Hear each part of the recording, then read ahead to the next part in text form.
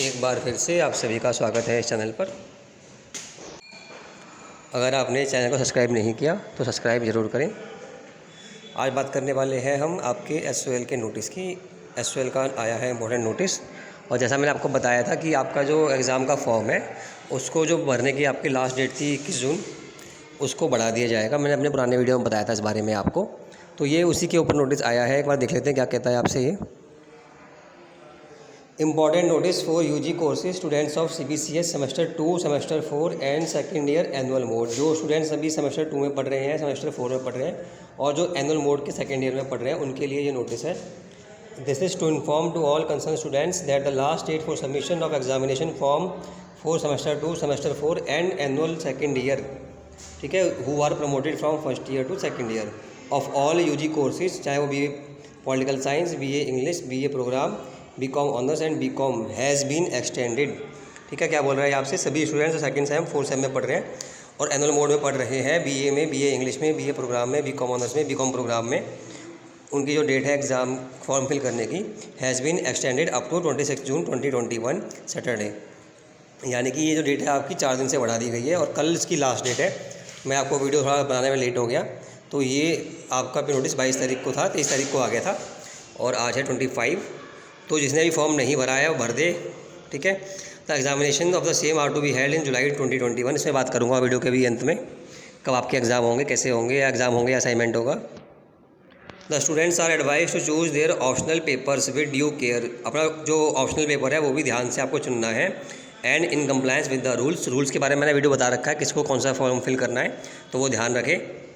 Further, before submitting the online exam forms, the students must always remember that the span period for all UG courses is 5 years। 5 साल के अंदर आपको degree ख़त्म करनी है, उससे एक्स्ट्रा नहीं होगा। The candidates are not allowed to take examination after expiry of the span period। कोई स्टूडेंट ऐसा है जिसको 5 साल पूरे हो चुके हैं एडमिशन लिए हुए, तो वो ये फॉर्म नहीं भर सकता है। कहने का मतलब यहाँ पर इतना है।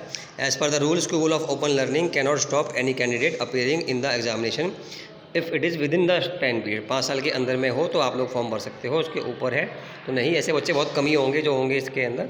The onus is on the student to pursue the course strictly adhering to the prescribe rules. ये सारी बातें हो गई हमारी इसके बारे में।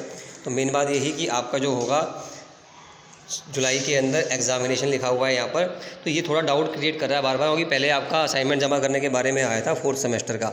हाँ, सेकंड सेमेस्टर का नहीं आया था, सेकंड ईयर एनुअल मोड का नहीं आया था कि वहाँ एग्ज़ाम होगा या असाइनमेंट होंगे, लेकिन 4th सेमेस्टर का साफ साफ बताया गया था कि आपके असाइनमेंट बेस्ड इवैल्यूएशन होना है।